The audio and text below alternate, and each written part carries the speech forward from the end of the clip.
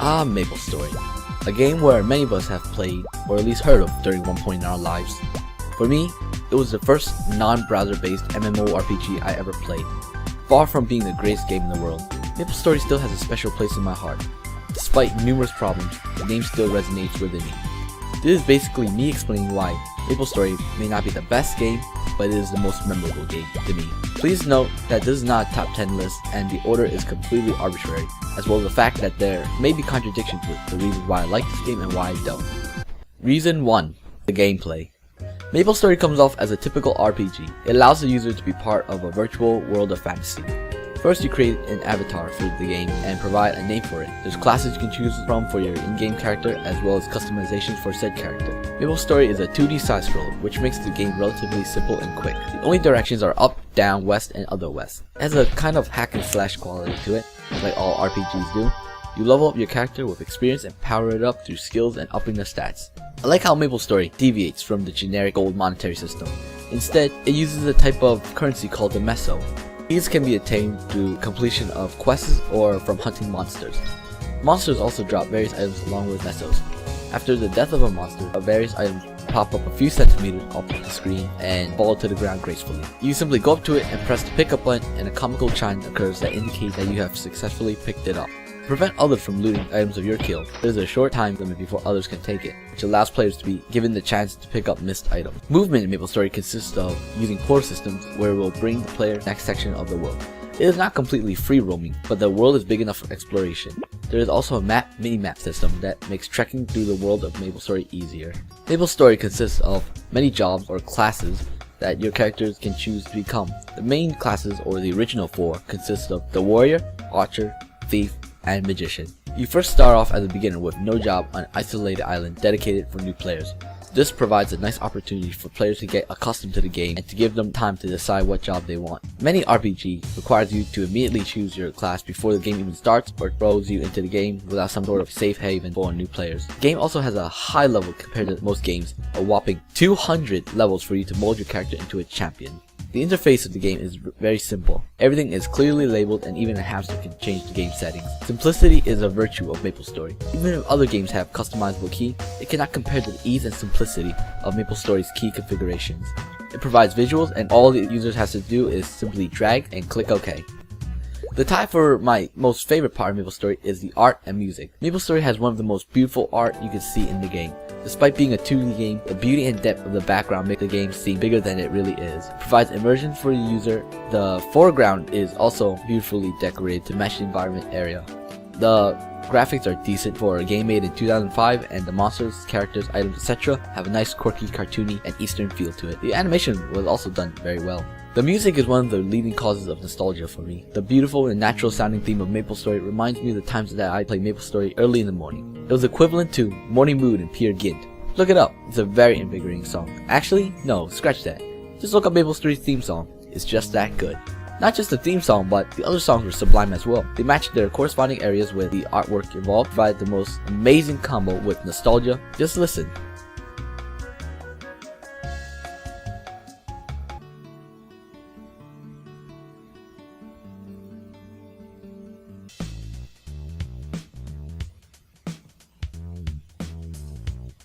Miscellaneous reasons.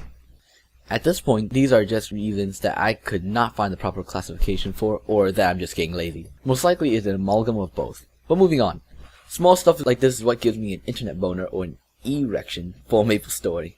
The fame system. It's basically Maplestory's version of the reputation. The type of fame you can have includes neutral, positive, and negative. You can receive fame or infamy from various kinds of quests. The other way would be by other players increasing or decreasing your fame. Once they reach level 15, they can increase or decrease fame once a day. People with infamy or negative fame were not trusted as much as people with positive or neutral fame. This can vary because they can just buy the fame or infamy from other people, or people with high amounts of infamy were more trusted than ones with low amounts of infamy. This was a useful tool in protecting people against hackers, scammers, or jerks. Jumping and climbing. Some games can't jump or climb, but Maplestory can. Moving on. Viewing items in Cash Shop. Maplestory is free to play, but earns money through microtransactions with an item shop called Cash Shop. You can spend real money to buy fake money to get real fake stuff for your character. It could be an aesthetic change for your character or some in-game item that will help you out. Many MMORPG, mainly the free ones, have some kind of item shop, but Maplestory lets you try some of these items before verifying your purchase. Just doing this screams, hey, I might be a big money-loving corporation, but I'm a big money-loving corporation that cares. Now, before any Nexon fanboys increases their attack by 30, I like to say, I'm just kidding. Getting married. When a boy and a girl love each other very much, they get a marriage package in the cash shop. I've only seen marriages in Maple Global, which is Maplestory Nexon. Before I used to play Maple C, which stands for Maplestory Southeastern Asia. The community was by far superior and at one point was ahead before blocking outside IP addresses. Marriage is a sacred ritual intertwining two lovers into a bond of perpetual unity. So why not put in the game whose intended audience are teenagers? Well, at least it looks nice and adds a little realism to the game. Damage based on how weapons are used. Though this was changed in the post-Big Baby update of Maplestory, weapon damage was dependent on how you attacked with the weapon. For example, spears would do a higher damage during a stabbing animation rather than a slashing one, and a polearm would deal higher damage during slashing animations than stabbing. If enemies were too close, archers would knock them back by swinging their bow and assassins would punch them, both doing low amounts of damage since it's simply used to gain distance. The community. Not the greatest, which is one of the faults of free-to-play games, but if you find the right people, you can make very close friends. When more than one people want to train, they form a party. If a party doesn't want to be broken up, it forms a guild.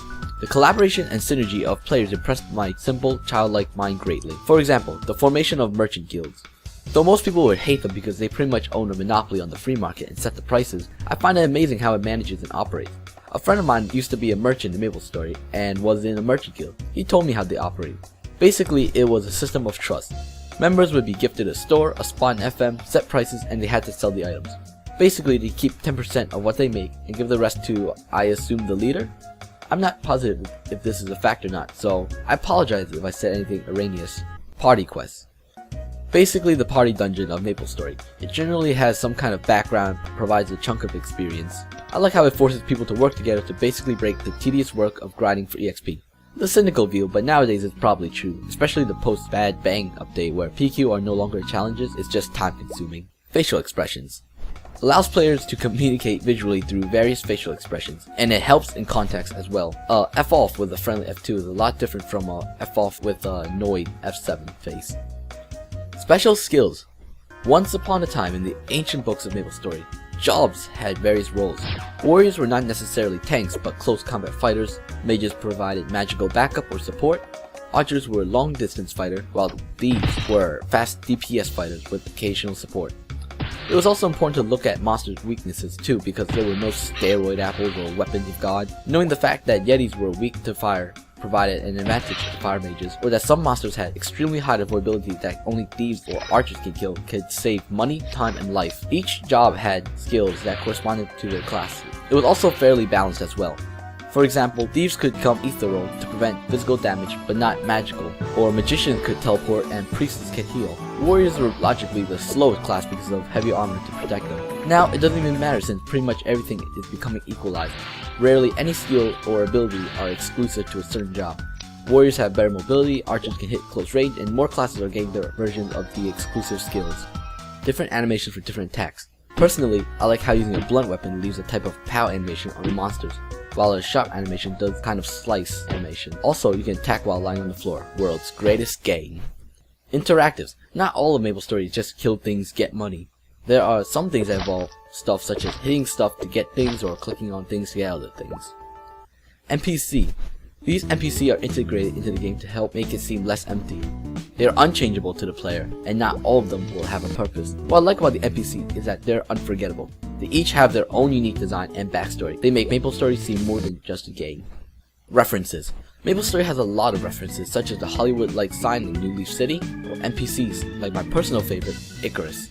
Throughout the game, you will receive quests from him. At first he seems like a bored little brat, but he develops the longer you play. Eventually you learn that he wants to fly. If I remember correctly, he is based on the Greek myth of Icarus, where a boy who wanted to fly gained the ability to fly by the gods, and flew towards the sun. Then he got burnt to a crisp. The end. Even towns were named after Latin, such as Orbis, which basically means world, or the Toyland of Ludibrium, based on the word for playful or schoolboy. Ludi, like ludicrous. Also, the green dragon sitting next to Casey of the Game Center looks similar to an old game called Bubble Bobble. There are various references or homages in Maplestory, and it's really fun to snuff them out. Items. The items in the game have amazing design. I like how the monster drops have description on them. Potions are also unique because there are so many different kinds with different effects. Every weapon is not exclusive to only one type class. Some items allow multiple classes, if not all, to use it. When I was young, I also liked how everything was not in a set price. In Alinea, potions were cheaper because Alinea is a forest town surrounded by herbs used to make these kind of potions. So I would always go, hey, let's stock up in Alinea, it's cheaper. Also, some potion shops sell specific items available in that general area. I always thought that was a unique detail that Maplestory implemented to add more realism. Transportation. The main mode of transportation is using a cab, airship, or walking. There are many maps and beautiful scenery to be discovered while walking. However, if that doesn't appeal to you, you can always take the cab. Another small detail I like was how cab fare worked. Before, the distance of the town was proportional to the amount it cost to travel there. A town opposite of the one you were in costed more to travel than the town right next door. But cab and walking could only get you so far. To get from continent to continent, you had to take an airship. But you couldn't just get on, you had to wait an amount of time to board the ship. After boarding the ship, you had to stick it out for the trip. And luckily, if you survived the previously powerful Crimson Balrog, you made it to Ossuria, the other continent. During this time, people would talk, trade, joke, or mess around, or even take a break and do something else for 30 minutes. The map and environment. Environment looked good and the design for the maps were great. Monster placement was a bit disorganized, but at least it was fun. Despite this, stronger monsters were mainly concentrated in higher level places. However, there were some monsters that lurked in secret areas or around low level monsters. For example, the infamous Golem Pit of Hennessy. It was a pit of level 40 golems in a map of level 10 mushrooms. Though strange, it still made it seem somewhat natural since higher monsters can exist with lower monsters. Now it's all uniform. One map is level 10, the next is level 15. It's like saying, nope, there's nothing but bears in this neck of the woods. Raccoons, squirrels, not in this area. There's an invisible barrier that segregates them. The dungeon. It wasn't a separate thing where parties would go and fight some boss and just redo the quest. It was a single entity in the middle of Victoria Island. Basically, it's like an area itself where pretty much anyone can enter and hunt. In the center was the boss of the dungeon that used to give players a hard time if they chose to challenge it. There were no potion shops, but was a sauna room. In this room, you could purchase pots, but only in the regular sauna.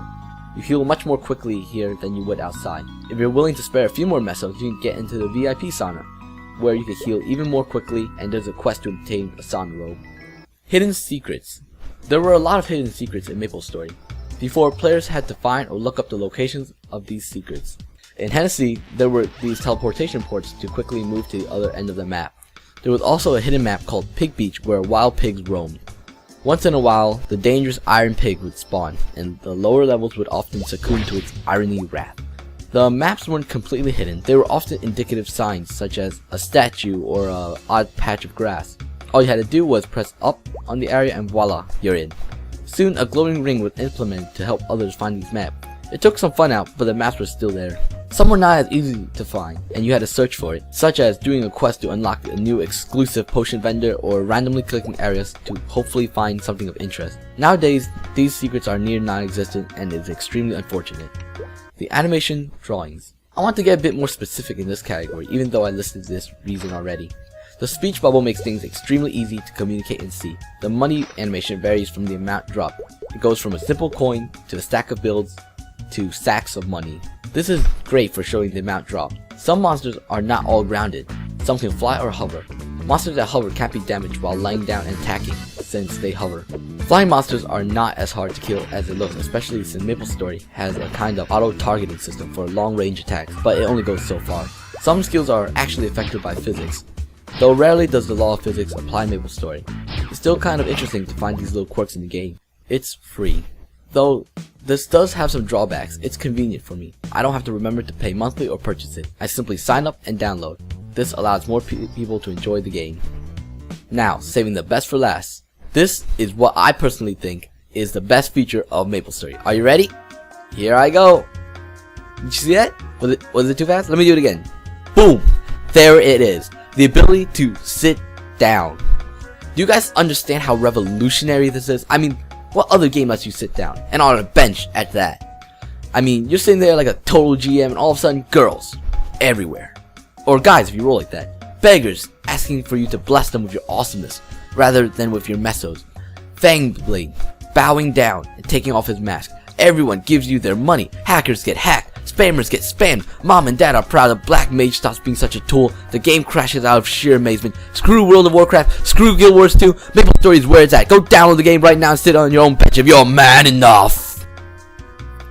In all seriousness though, these small things that many people overlook are what I think make Maplestory the way it is.